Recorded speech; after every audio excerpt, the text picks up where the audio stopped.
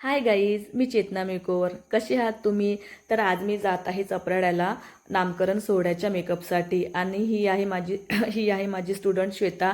तिला मी तिच्या घराकडे न्यायसाठी आलेली आहे आणि आम्ही दोघी निघालेलो आहो आता चपराड्याला.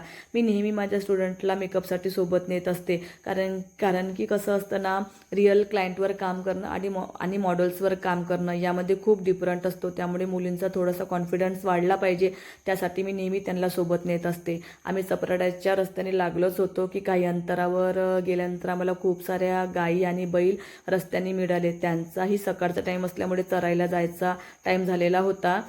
त्यामुळे मी माझी गाडी थोडी स्लो करून टाकली, कारण की यांच्या मूडचा काहीच भरोसा नाही, हे केव्हा काय करेल. त्यामुळे मी थोडीशी थांबून गेली आणि त्यांना रस्ता दिला. त्यानंतर आम्ही काही दूर अंतरावर गेलोच होतो की आम्हाला पुन्हा रोडने खूप सारं चिखल म्हणजे साचलेलं मिळालं.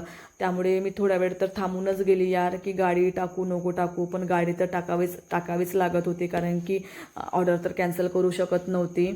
म्हणून मी त्या थोडं काकांना विचारून घेतलं होतं की थोडे म्हणजे गड्डे वगैरे जास्त मोठे नाही ना.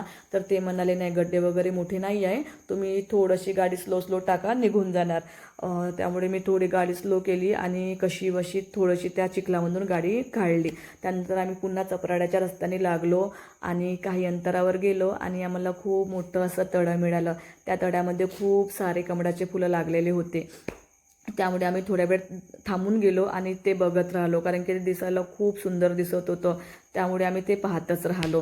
त्यानंतर फायनली मग आम्ही पोचलो चपराड्याला. आणि चपराडा या गावानंतर समोर गाव नाही आहे, म्हणजे हा जंगलात म्हणजे जंगलामध्येच असलेला गाव आहे. त्यामुळे ते दृश्य दिसायला म्हणजे गावाच्या आधी जे दृश्य आहे ते खूप सुंदर होतं. त्यानंतर आम्ही पोचलो गावामध्ये. एका लेडीला मी त्यांचा ॲड्रेस विचारून घेतला, कारण की गावात असल्यामुळे मी मॅप वगैरे काही टाकलेला नव्हता. त्यानंतर आम्ही पोचलो क्लायंटच्या घरी. माझी क्लायंट थोडी बिझी होती, तिला थोडंसं काम होतं, त्यामुळे मी तिच्या बेबीसोबत काही वेळ म्हणजे आज याच बेबीचं नाव ठेवायचं आहे.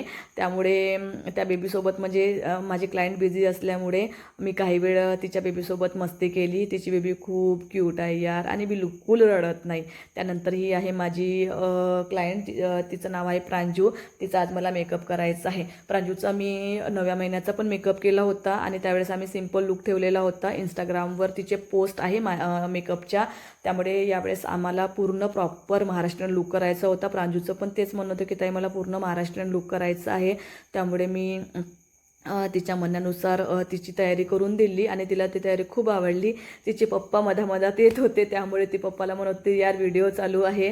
त्यानंतर तिची तयारी झाली आणि मी तिच्या हजबंडचा पण थोडासा टचअप करून दिला, कारण की प्रांजू म्हणाली की ताई थोडंसं दादाचा पण टचअप करून दे.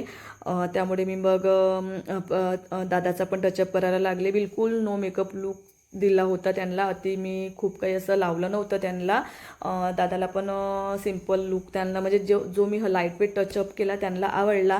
आणि आज कुणालचा मेकअप झाल्यानंतर मग मी घराकडे जायला निघाली.